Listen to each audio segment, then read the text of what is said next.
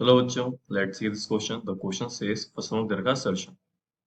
assertion से क्या बोल रहा है? Terminal voltage of a cell is always greater than EM of the cell during charging of cell.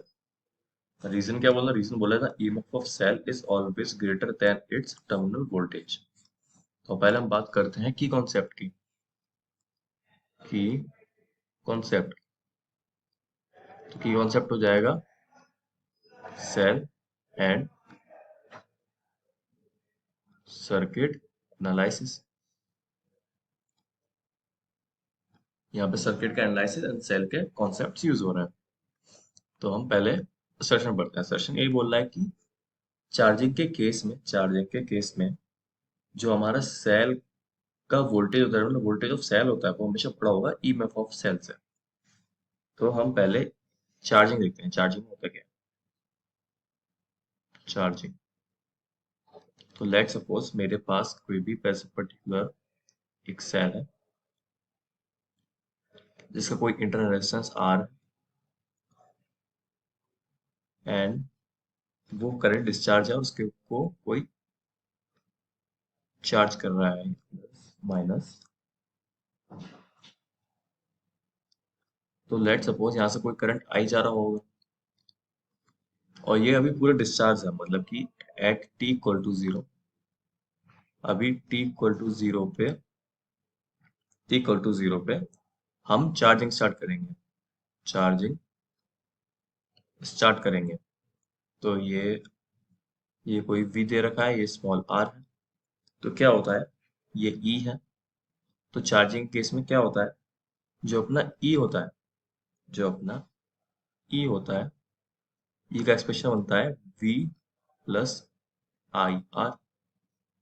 We plus I R charging case. तो हम देखते हैं कि कौन, अगर की टर्मिनल वोल्टेज बड़ा होगा या फिर ईएमएफ बड़ा होगा। तो जाहिर सी बात है, अभी ये डिस्चार्ज है, यहाँ पे इसमें कोई इसके पास चार्ज नहीं है। T equal to zero, T equal to zero के बाद चार्जिंग स्टार्ट होगी, मतलब कि जो वोल्टेज है वो यहाँ से फ्लो करना स्टार्ट करेगा ऊपर को। तो ऑब्वियसली बात है, अगर फ्लो करना स्टार्ट करेगा तो जो हमारा ई होगा, अभी वो डिस्चार्ज है, चार्जिंग होना स्टार्ट हुई है, तो चार्जिंग होना स्टार्ट में जो ई होगा वो हमेशा छोटा रहेगा बी से, इसलिए तो चार्ज हो रहा है वो। तुमको पता है ऐसा करंट होता है, करंट हायर पोटेंशियल से दोनों की तरफ जाता है।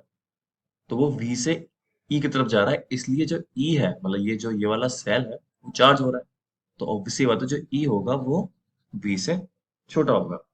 हम देखते हैं डिस्चार्जिंग का केस। देखते हैं डिस्चार्जिंग का। डिस्चार्जिंग केस में क्या होता है? डिस्चार्जिंग में अब जो ये वाला सेल है, अब जो ये वाला सेल है, ये फुल्ली चार्ज हो चुका है। ये फुल्ली चार्ज हो चुका है और कोई भी इस सोर्स से कोई भी करंट फ्लो नहीं हो रहा है इसकी तरफ। तो इसका मतलब क्या है कि जो ई है वो वी के बराबर हो गया है, राइट? ये जो ई है वो ई के बराबर हो गया है। अब डिस्चार्जिंग के केस में अब यहाँ से अब करंट फ्लो होना स्टार्ट होगा, क्योंकि अब इसका ईएमएफ बढ़ गया होगा। तो करंट फ्लो होगा इस तरीके से, वो थोड़ा नीचे को जाना स्टार्ट होगा। अब वी पहले ही उसके बराबर था, अब ई से भी चार्ज फ्लो होना स्टार्ट हो गया। तो इसका मतलब क्या होगा? जो वी होगा वो लेस देन हो जाएगा ई से, डिस्चार्जिंग के केस में। और चार्जिंग केस में ई था वो छोटा होगा वी से। तो जो हमारा असर्शन यही बोल रहा है कि टर्मिनल की डिस्चार्जिंग के terminal voltage of cell is always greater than EMF cell during charging. Charging में जो टर्मिनल वोल्टेज होगा वो बड़ा होगा ईएमएफ से। तो ये बात सही थी। एंड रीजन क्या बोल रहा है? EMF for sale is always greater than its terminal voltage. ये जो ईएमएफ है सेल का, वो हमेशा बड़ा होगा टर्मिनल वोल्टेज से। ये गलत हो जाएगा। क्यों? अभी हमने देखा डिस्चार्जिंग केस में जो ईएमएफ था वो बड़ा है टर्मिनल वोल्टेज से, पर चार्जिंग केस में जो ईएमएफ वो बड़ा है टर्मिनल वोल्टेज से।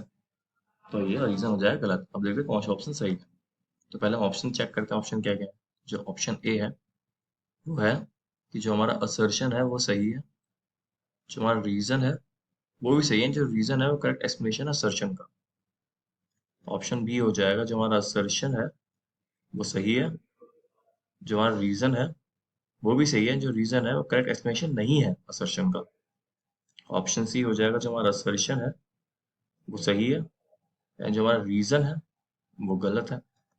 ऑप्शन डी हो जाएगा, जो हमारा असर्शन है वो गलत है, एंड जो हमारा रीजन है वो सही है। इस केस में क्या होगा, इस केस में असर्शन ठीक था, रीजन गलत था, तो असर्शन ठीक था, रीजन गलत था, मतलब कि option C, that is the right answer is option C. I hope you understand. All the best.